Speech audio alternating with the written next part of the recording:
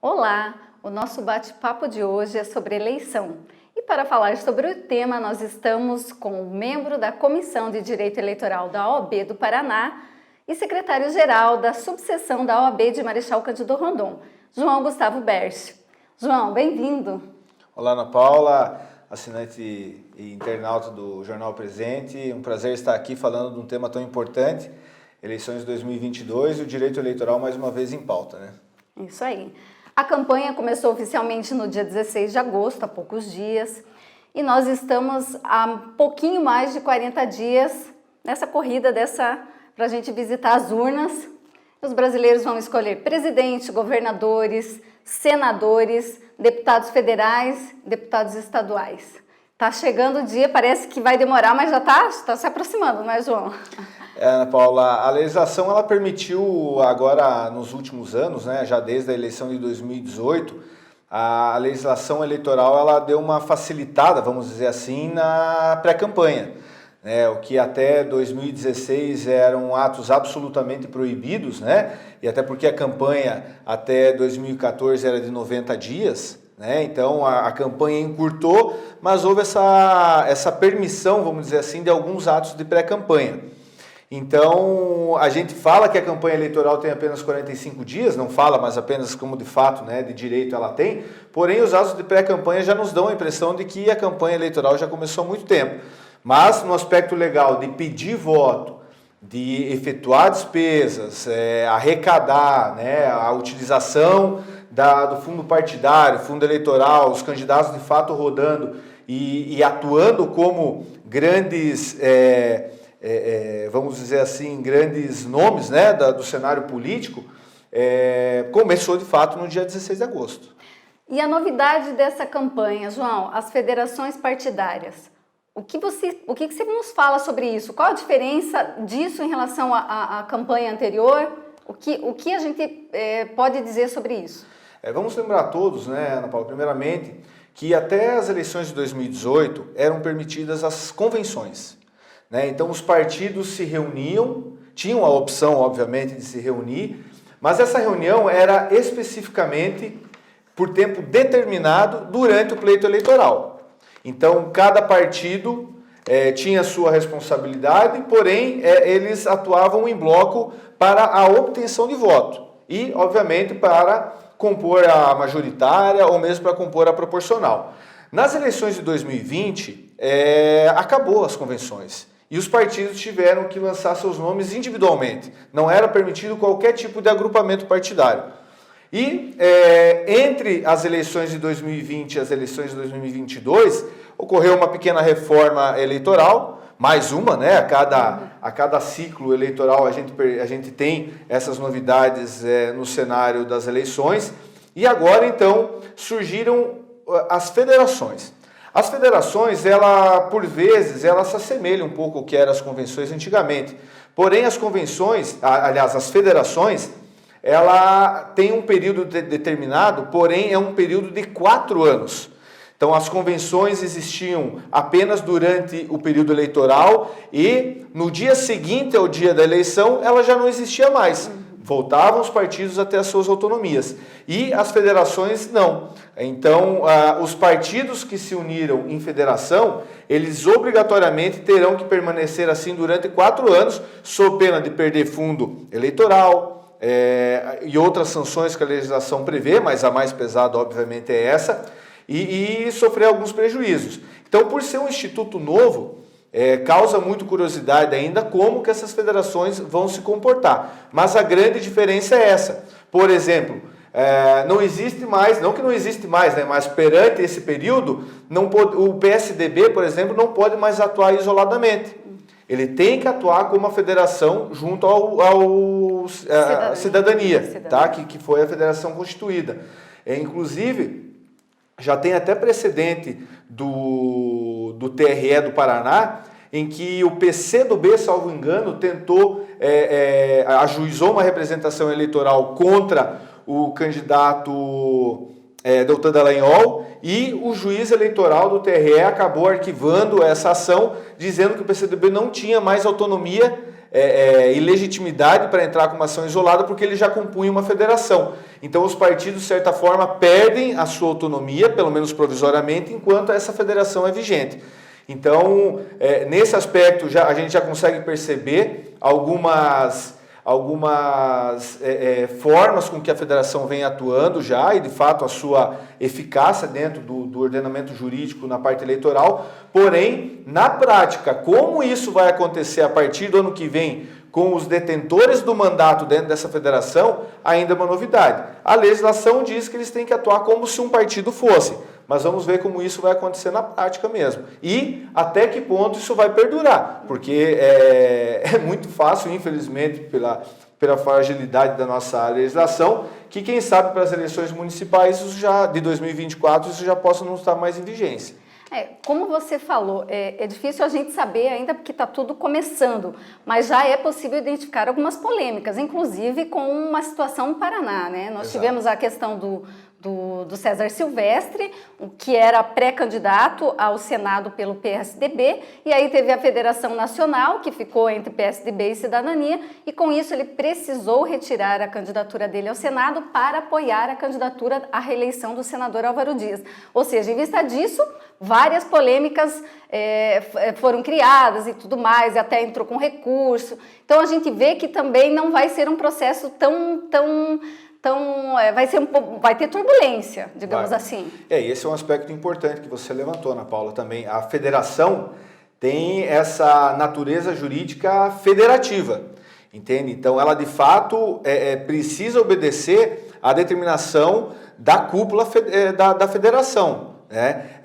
As coligações que existiam antigamente, elas permitiam que um determinado partido podia coligar num município com um partido, em outro município com outro, então existia essa fragilidade, vamos dizer assim, de ideologia dos partidos. Já a federação agora não, ela permanece por 4 anos, tem a obrigação de responder pela federação a nível nacional. Então isso aconteceu com o César Silvestre de fato. Então por mais que a federação aqui do Paraná, ou seja, o PSDB junto com a Cidadania do Paraná quisessem tê-lo como candidato ao Senado, a federação quem de fato dita as regras, que a nível nacional, exigiu, né, e tirou ele dessa corrida. É difícil, porque muitas vezes o que se decide lá em cima não combina com o que você tem, o cenário que você tem no Estado, né?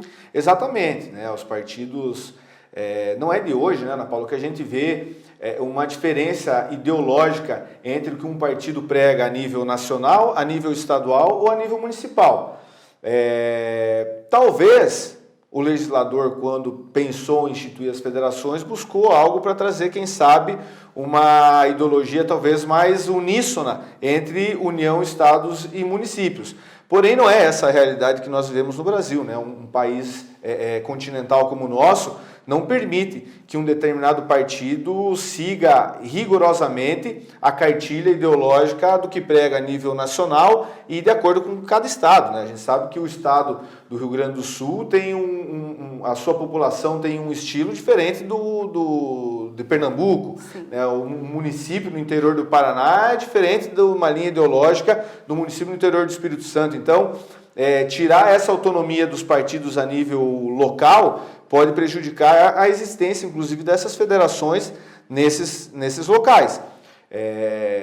Muito provavelmente, eu quero acreditar que, por exemplo, o PSDB deve sofrer bastante prejuízo na sequência agora, em virtude dessa federação com cidadania em vários municípios, porque certamente há locais em que o cidadania compõe, por exemplo, a atual situação e o PSDB a oposição e vice-versa, e isso vai gerar um problema para a federação resolver. O próprio César Silvestre declarou que ele e a ala dele não vão apoiar, né, o Álvaro Dias, então aí já começa, né? Já começa, exatamente. João, a gente fala, toda eleição tem o seu pode, não pode.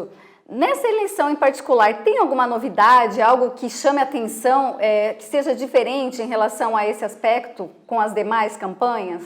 Ana Paula, essa eleição de 2022, no aspecto legislativo, de propaganda, de forma de fazer campanha, mudou muito pouco, né? As principais alterações vieram ali a partir de 2018 e permanece até o presente momento. né? Então a gente tem aqueles cenários tradicionais, né? Por exemplo, a propaganda ela não pode ser feita em outdoor, ela tem que respeitar meio metro quadrado, apenas o comitê central do candidato é que pode ter placas de 4 metros quadrados. A propaganda ela só pode ser feita em adesivo, não pode mais placa. Então, essas limitações.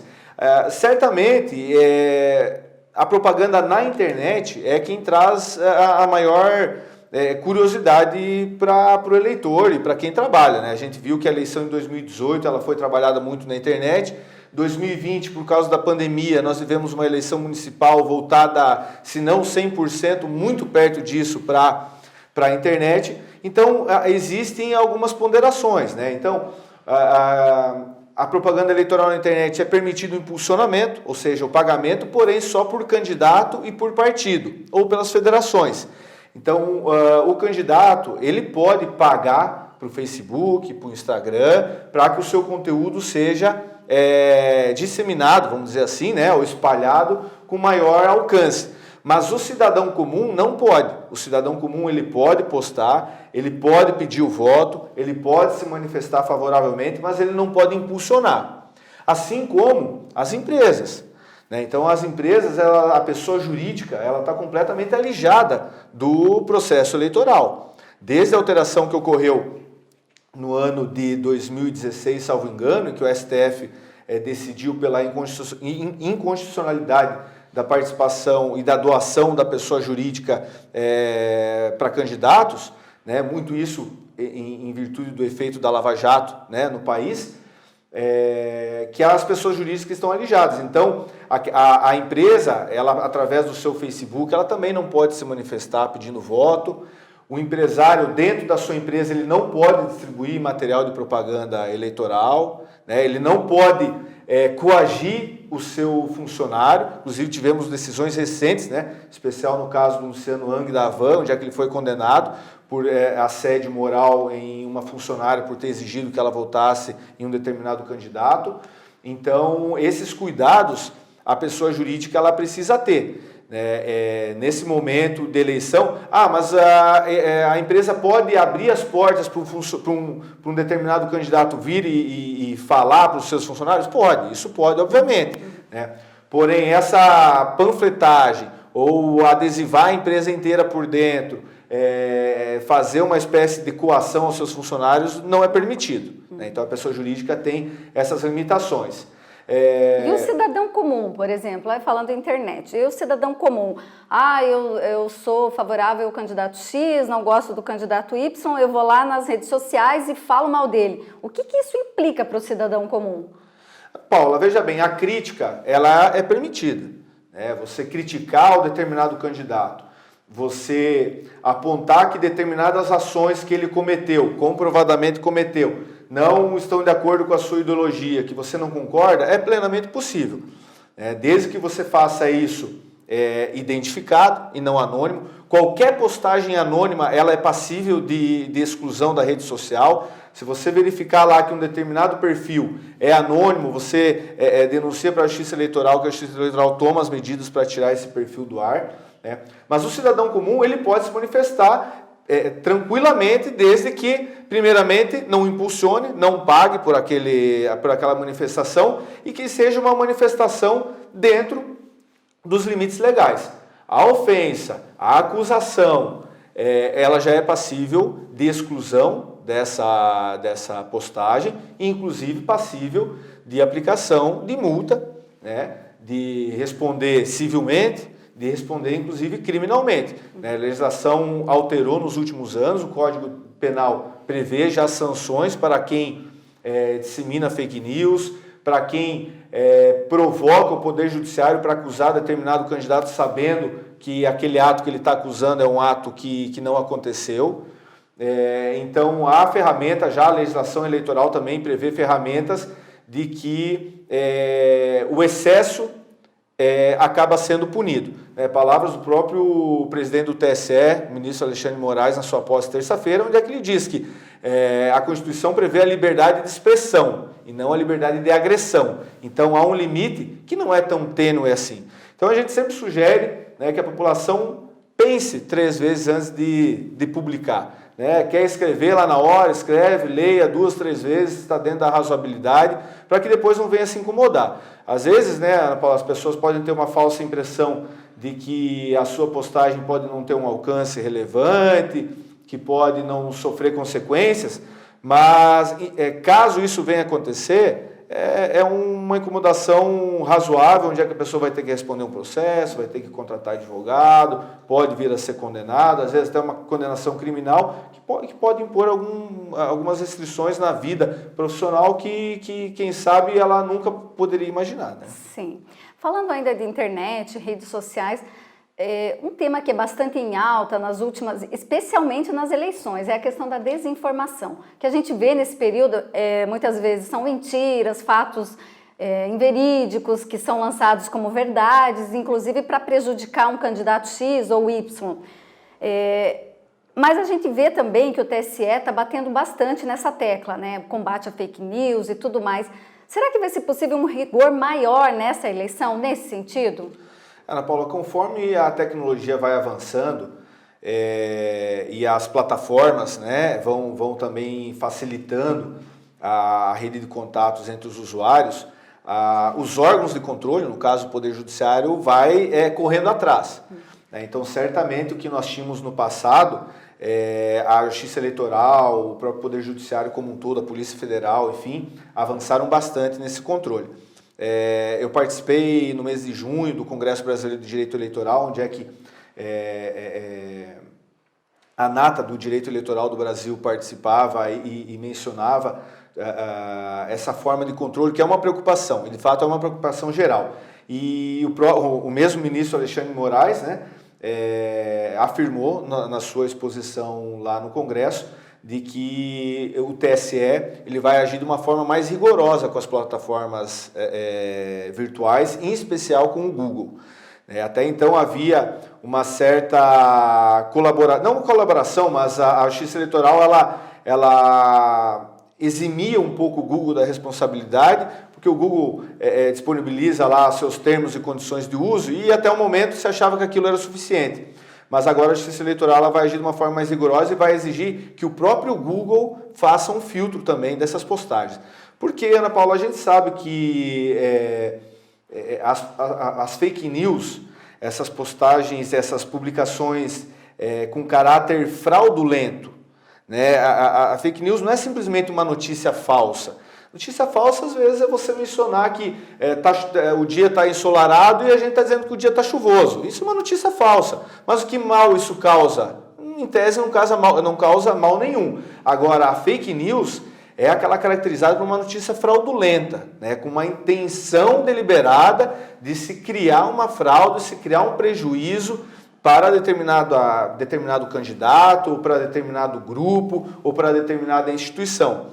Então, essa notícia fraudulenta é que a Justiça Eleitoral quer inibir e quer coagir com que o Google faça esse filtro, porque não é um filtro difícil de se fazer. Onde a gente vem uma determinada acusação que tal pessoa cometeu um homicídio, é muito fácil de você descobrir se ela cometeu esse homicídio ou não no passado. Isso é uma notícia pública que está à disposição, né? Então, e já está muito, talvez assim, manjado, vamos dizer assim, as principais fake news que existem no país. Né? Então, esse controle, eu entendo que para a eleição de 2022 vai ser muito mais rigoroso e nós vamos ter aí, lógico, isso vai acarretar em mais trabalho para a Justiça Eleitoral, para o sistema do Poder Judiciário Eleitoral, né? Mas a gente vai ver certamente o Ministério Público, a Polícia Federal, a Justiça Eleitoral atuando de uma forma mais veemente para coibir a disseminação dessas notícias fraudulentas. Certo. E o eleitor também tem que tomar cuidado, né, João? Porque hoje em dia está tudo tão fácil e como a gente vê, às vezes, vídeos que você acredita que são realmente verdadeiros ou, sei lá, a voz de uma pessoa, né, que seria tal pessoa, mas na verdade não é. Então, eles criam mecanismos hoje que vêm como se fosse uma pessoa falando e tal, e na verdade não é. Então, os eleitores também têm que tomar esse cuidado, né? Também tem a sua obrigação, porque quem compartilha da notícia fraudulenta também pode ser responsabilizado. Não é só quem cria. Quem compartilha, quem manda adiante, seja no WhatsApp, seja no Facebook, no Instagram, no YouTube, no TikTok, enfim, no Twitter, também pode ser responsabilizado. A OAB do Estado do Paraná lançou uma campanha na terça-feira, aliás, na quinta-feira, ontem, lançou uma campanha de conscientização sobre as fake news também, voltado bastante para a população. E em que sentido? Para que as pessoas se certifiquem da fonte que está publicando aquela notícia, se certifiquem se não é um fato muito alarmante e grotesco, você está vendo apenas a primeira vez aquele determinado fato, né? E busque mais informações em outros locais. Né? Se veio aquela notícia, procure, jogue no Google para ver se outros órgãos de imprensa, outros órgãos de comunicação estão fazendo. São fontes confiáveis. Exato. Quando, sem querer puxar a sardinha, mas quando surge uma notícia aqui em Marechal Cândido Rondon de um fato minimamente alarmante, obviamente que você vai procurar nos órgãos de imprensa confiáveis, como é o caso do Jornal Presente. Se não está publicado no Jornal Presente, peraí, eu vou segurar, vou ver se de fato é verdade, se não é. Quem que está publicando isso, se é um site de fato de notícia ou se é um determinado perfil de Facebook só que está disseminando aquilo. Então, as pessoas também precisam ter essa responsabilidade.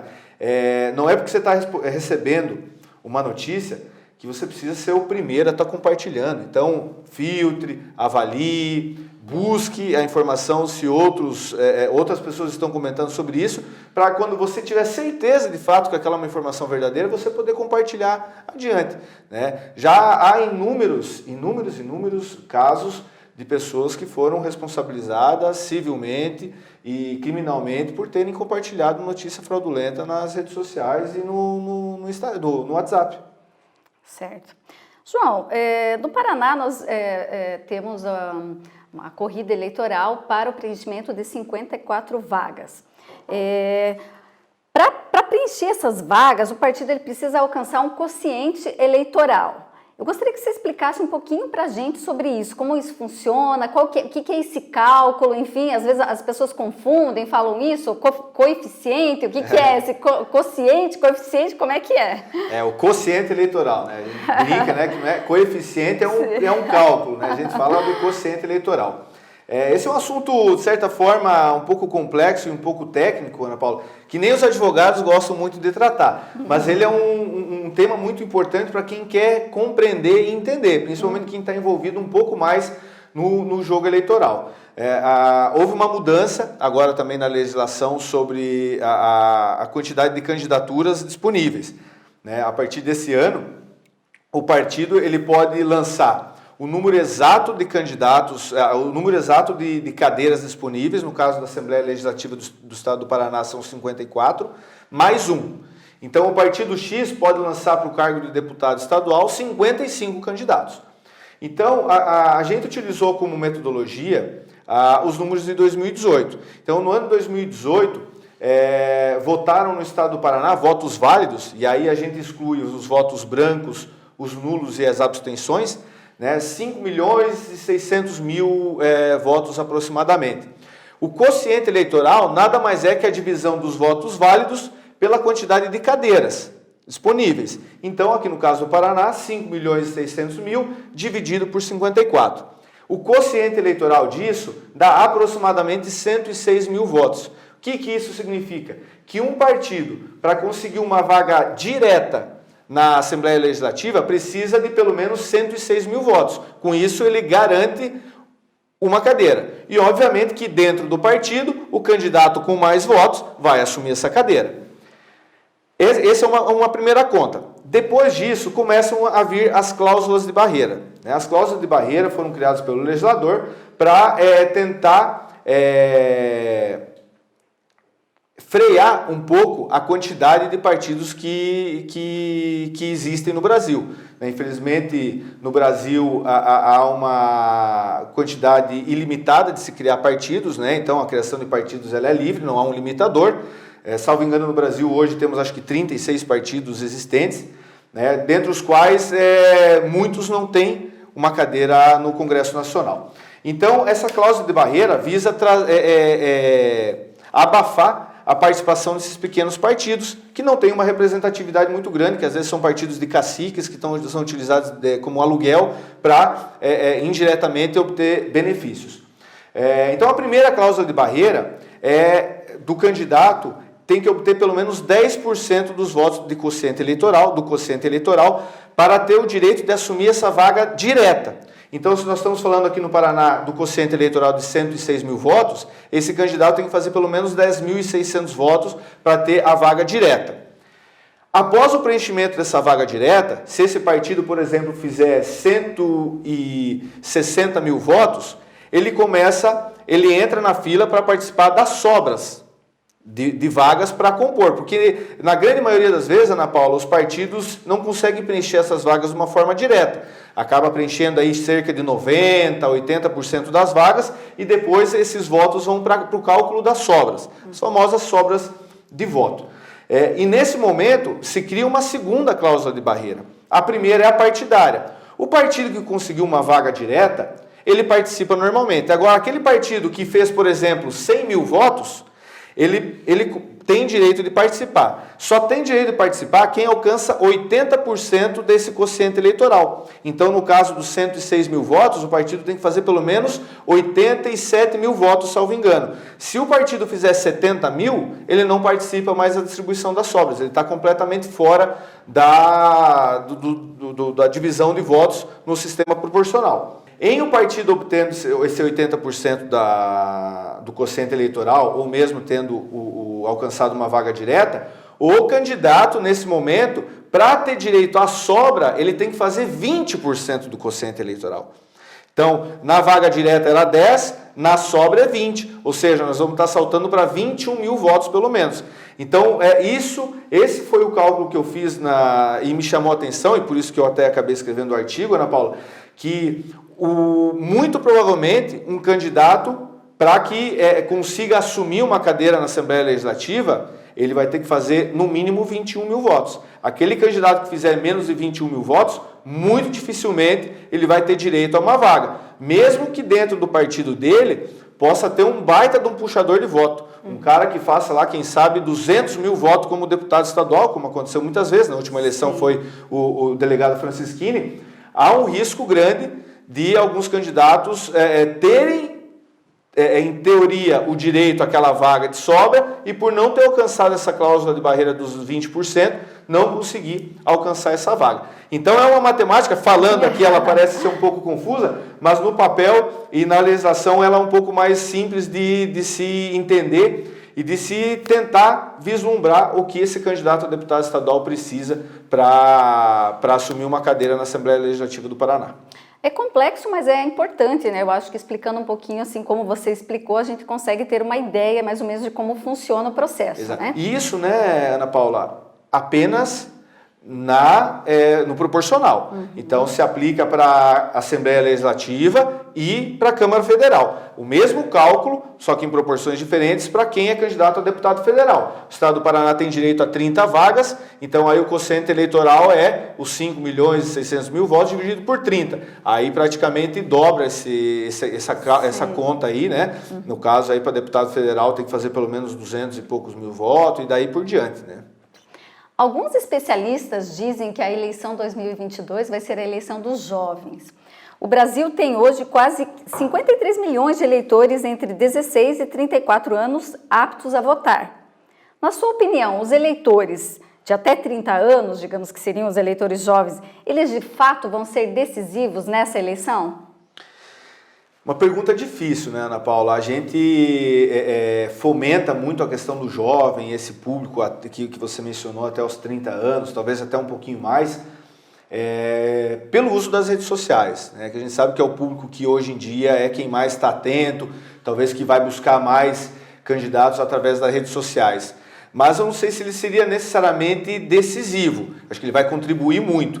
Porque nós também temos uma gama de eleitores de outros segmentos etários, né, que são muito importantes também e que têm uma representatividade importante.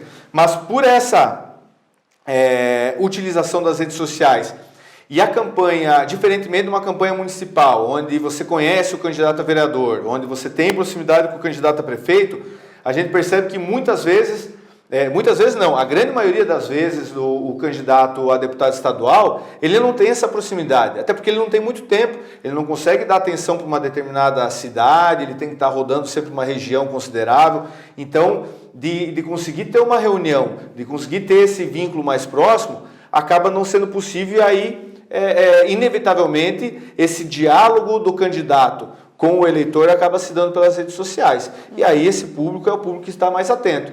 Então, há um certo conflito, principalmente a nível regional, onde é que a gente vê algumas campanhas de valorização do voto local, onde é que se busca novamente que o eleitor vote em candidatos da sua região, do seu município, para que haja uma representatividade, porém as redes sociais, vamos dizer assim, trabalham um pouco o contrário, porque te permite ter o conhecimento, às vezes, muito aprofundado de um candidato de Curitiba, que há 10, 20 anos atrás você jamais saberia quem era aquele candidato ou por que você teria motivos de votar naquele candidato. E as redes sociais trazem essa aproximação. Então, nessa linha, há essa necessidade, aí você vê o candidato já um pouco mais de idade, ter que se aproximar das redes sociais para buscar esse público, que é um público muito considerável também, né? Verdade. João, como falamos, estamos a pouco mais de 40 dias da eleição e a gente percebe que essa eleição, a gente já teve outras também acirradas, né? Tem toda essa questão da polarização. Isso vai se acentuar, na sua opinião? Isso vai, vamos dizer assim, isso dá margem para cada vez mais o direito eleitoral adentrar nessa questão? Porque aí tem toda essa polarização, causa muitas vezes polêmicas, processos e tudo mais. Como é que você vê esse cenário? Infelizmente sim, Ana Paula. Infelizmente a tendência é se acirrar, né? A gente está aí há poucos dias do início, né? Iniciou-se há poucos dias a campanha eleitoral efetivamente. Então ainda é um pouco cedo. Provavelmente esse acirramento vai iniciar a partir da propaganda eleitoral na rádio e na TV. Então não podemos fugir da importância que essa forma de fazer propaganda tem também. É muito distante da gente, mas a gente sabe que nas capitais, nas grandes cidades, há uma população que não tem acesso à internet, que não tem acesso a uma informação facilitada e acabam conhecendo os candidatos a partir da propaganda no rádio e na TV. Então, isso vai se acentuar. Certamente a Justiça Eleitoral vai estar atuante, os advogados dos candidatos vão ter muito trabalho. As redes sociais vão inflar. Você vê que agora com esse excesso, não sei se é excesso, mas enfim, com essa alta quantidade, podemos assim dizer, de pesquisas, vai trazendo sempre um cenário que vai chamar a atenção de um ou de outro. As pesquisas hoje em dia cada vez mais específicas nos pontos, você consegue fazer hoje uma leitura muito importante sobre quantos votos o candidato tem em determinada religião, em determinada faixa etária, renda, escolaridade, segmento da sociedade, que facilita para o candidato, inclusive, também fazer a sua campanha focado nessas áreas. Então a gente ainda parece que ainda está um pouco tranquila, né? E acho que de fato ainda está, mas muito por causa disso, né? Os candidatos fizeram seus registros há poucos dias, as contas bancárias foram abertas recentemente, os fundos eleitorais estão sendo distribuídos nesse momento. Então, eu acho que estão estruturando, de fato, essa... Realmente está no começo. Exatamente, tá estão fazendo toda a estrutura de campanha. Eu acredito que a partir da semana que vem, aí a gente vai vivenciar uma campanha eleitoral bastante efetiva em todos os níveis, né? Em todos os níveis, seja federal, estadual está uma eleição aparentemente mais tranquila, né? Mas acho que vamos a partir de semana que vem ter uma convivência mais impactante aí das eleições no nosso dia a dia. João, você que atua no direito eleitoral, que dica você daria para o eleitor, você que conhece esse processo mais a fundo, claro, alinhado na questão do direito, das regras e tudo mais, que dica, que sugestão você daria para o eleitor? Assista, tome cuidado com fake news, enfim, avalie as propostas, mas alinhado com o direito eleitoral. Que dica você pode dar para o eleitor? Paula, a dica que a gente dá é, primeiro, ter prudência, ter calma na hora de analisar as propostas. buscar informações. A própria Justiça Eleitoral hoje tem um banco de dados muito importante, né? Existe o Divulga Candi, que é um sistema da Justiça Eleitoral que traz praticamente todas as eleições desde a redemocratização. Então a pessoa pode entrar lá, ver quem foi candidato nas eleições anteriores, a própria polêmica da evolução ou diminuição do patrimônio dos candidatos, a forma com que candidatos que já exerceram o mandato, como se posicionaram em matérias polêmicas ou matérias de acordo com o interesse desse eleitor. Porque, obviamente, Ana Paulina, não é errado. O eleitor que defende o armamento, ele vai procurar um candidato que tem essa ideologia. E não é errado. Sim. Da mesma forma, aquele eleitor que busca o agronegócio, aquele eleitor que busca já uma linha talvez mais social. Cada eleitor tem esse poder de buscar essas informações. Hoje, como eu disse, as instituições abrem muito essas informações, é muito fácil de você buscar como um determinado candidato votou. A própria vida pregressa desse candidato, é possível de você fazer uma triagem, de você, através da Justiça Eleitoral, verificar que processo que ele tem. No Divulga Candi, cada candidato tem que juntar a sua certidão criminal, então se ele responde a algum processo criminal, vai estar lá descrito do que se trata. Processo de improbidade administrativa, a mesma coisa, ou qualquer outro tipo de processo. Então há essas condições do eleitor fazer essa busca e de estar informado. As redes sociais também são importantes para isso, e lógico que se você buscar a rede social do candidato, vai estar lá só a informação positiva e às vezes não vai estar omitindo. Então, quanto a essa questão das fake news que nós abordamos anteriormente, você recebeu uma informação que te traz a dúvida, vá buscar a informação, tente buscar a informação para ver se de fato aquela informação que está ofendendo o teu candidato ou trazendo uma informação que te causa espanto do teu candidato, para você buscar se de fato isso é verdadeiro. A rede social hoje permite fazer uma busca muito tranquila sobre isso, né? Até agora, falando desse aspecto também, Ana Paula, o próprio eleitor também que presenciar algum tipo de irregularidade tem condição também de fazer denúncias, né? O TRE do Paraná tem um aplicativo chamado Gralha, se eu não me engano. Esse aplicativo você pode baixar gratuito, onde é que você vai lá, fotografa ou informa que irregularidade que você presenciou, é anônimo, a Justiça Eleitoral dá prosseguimento nessa investigação, manda para o Ministério Público fazer a averiguação. Então, você vê que a tecnologia ela vem para o lado positivo, se você quiser usar ela para o lado positivo e saber usar, né? Então, para buscar uma conscientização do voto, pesquisa, não existe segredo. Quem quer ficar parte do sistema eleitoral, da política, e achar que vai estar fazendo um voto no último momento correto, tem uma chance muito grande de errar. Então, da mesma forma que a gente escolhe muito para comprar um carro, escolhe muito para comprar uma casa, uma roupa, qualquer tipo de um telefone celular, precisa escolher muito bem, precisa estudar muito bem as opções de quem você quer votar, seja para deputado federal, estadual, governador, senador ou presidente da República, né? Caso alguém queira fazer alguma denúncia, enfim, você já deu a sugestão da ferramenta do TRE. Fora isso, presencialmente, por exemplo, estou aqui no município e tal, quero fazer uma denúncia, como que eu faço? Aí você pode buscar a Justiça Eleitoral ou o Ministério Público Eleitoral, né? Qualquer pessoa pode oferecer denúncia, né? Trazer elementos mínimos, né? Ou levar elementos mínimos para que a Justiça Eleitoral, o Ministério Público Eleitoral faça essa averiguação. O sistema Gralha, ele tem esse link direto, então você denuncia lá e o próprio sistema já encaminha para o Ministério Público Eleitoral, então facilita a questão de locomoção. Mais prático. Né? Mas o Ministério Público Eleitoral, ele, por lei, né, ele é obrigado a receber denúncia de qualquer eleitor para fazer a averiguação de um eventual ilícito eleitoral ou uma propaganda eleitoral irregular, né?